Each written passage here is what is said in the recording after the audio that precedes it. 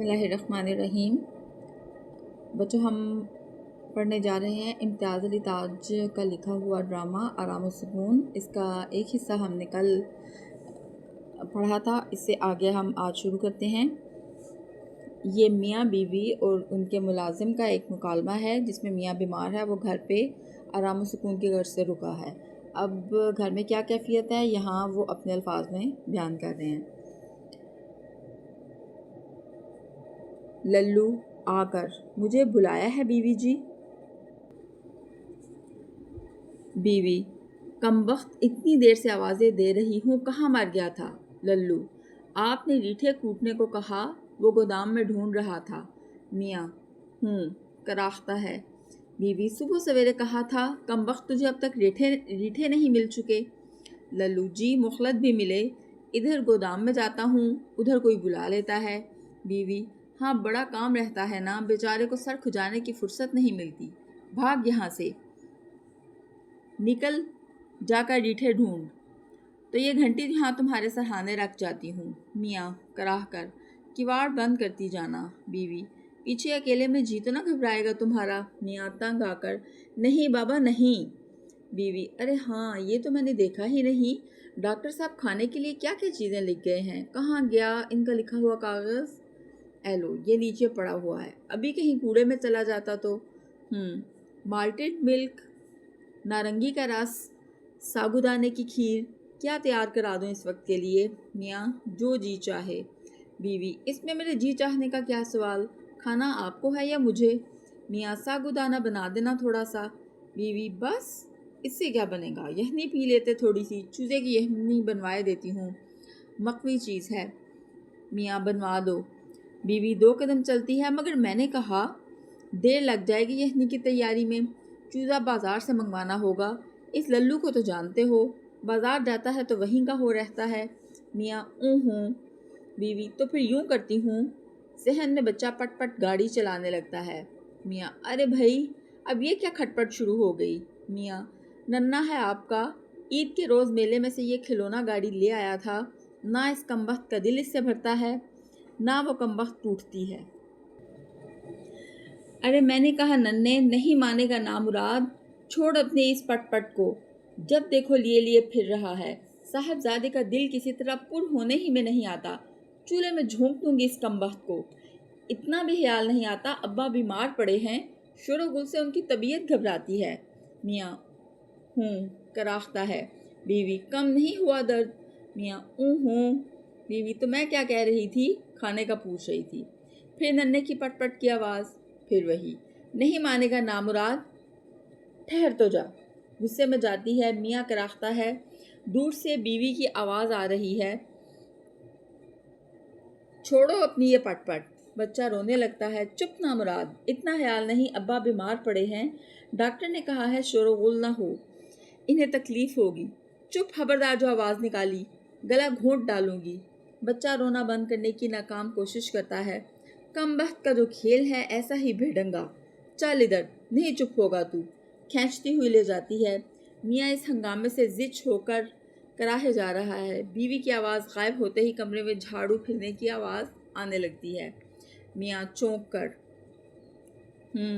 ارے بھئی یہ گرد کہاں سے آنے لگی، لا حول ولا قوت، ارے کیا ہو رہا ہے؟ ملازم: جھاڑو دے رہا ہوں میاں۔ میاں: کم بخت، دفع ہو یہاں سے۔ ملازم: جھاڑو نہ دی تو خفا ہوں گی بی بی جی۔ میاں: بی بی جی کا بچہ، نکل یہاں سے، کہہ دے ان سے۔ ملازم جاتا ہے، کواڑ بند کر کے جا۔ میاں کراہ کر چپ ہو جاتا ہے، ٹیلی فون کی گھنٹی بجتی ہے اور بجتی رہتی ہے۔ ارے بھائی کہاں گئیں؟ ارے کوئی ٹیلی فون سننے تو آؤ، لا حول ولا قوت۔ خود اٹھتا ہے، ہیلو، میں اشفاق بول رہا ہوں۔ بیگم اشفاق کسی کام میں مصروف ہیں، اس وقت کمرے میں نہیں ہیں جی۔ یہاں کوئی ایسا نہیں جو انہیں بلا لائے، میں علیل ہوں۔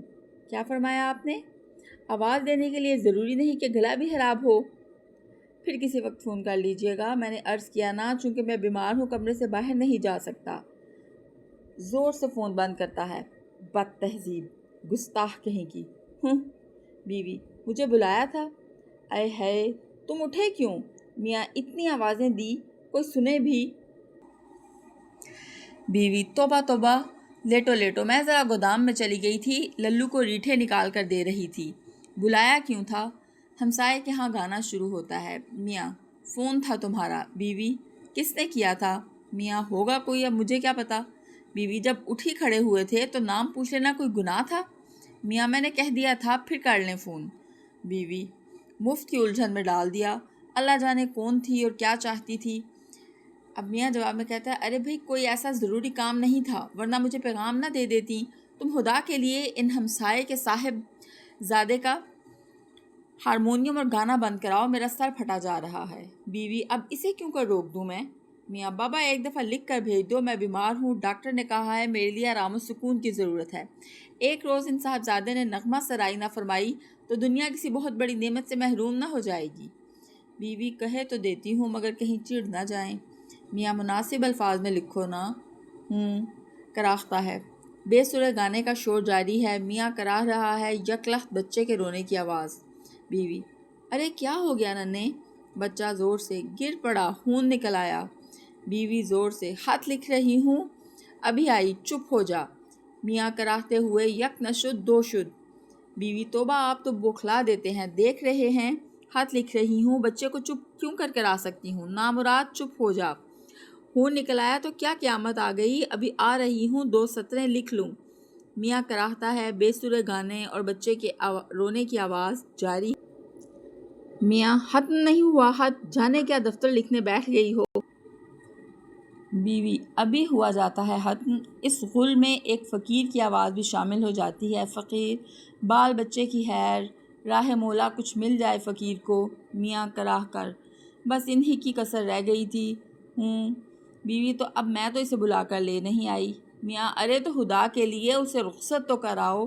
للو او للو، ارے او للو۔ للو ہاون دستے میں ریٹھے کوٹنے شروع کر دیتا ہے۔ بے سرے گانے میں بچے کے رونے، فقیر کی صدا اور ہاون دستے میں ریٹھے کوٹنے کی دھمک شامل ہو جاتی ہے۔ میاں ہائے توبہ توبہ ہائے۔ بیوی ارے نامراد ریٹھے پھر کوٹ لینا، پہلے اس فقیر کو تو رخصت کر دے۔ للو ریٹھے کوٹنے میں بیوی کی آواز نہیں سنتا۔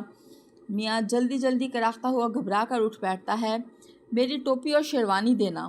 بیوی ٹوپی اور شیروانی؟ میاں ہاں میں دفتر جا رہا ہوں، ابھی دفتر جا رہا ہوں۔ بیوی ہے وہ کیوں؟ میاں آرام و سکون کے لیے۔ تو یہاں پہ اس ڈرامے کا اختتام ہوتا ہے، جس میں لکھاری ہمیں یہ بتا رہا ہے کہ بعض اوقات گھر میں جو لوگ دفتر میں کام کرتے ہیں ان کے گھروں میں ایسے حالات ہو جاتے ہیں اور ایسا شور و غل مچتا ہے کہ وہ اس سے گھبرا کے بھی آرام کی غرض سے بھی دفتر کی طرف بھاگتے ہیں، بجائے اس کے کہ وہ کام کے لیے دفتر میں آئیں۔ اللہ حافظ۔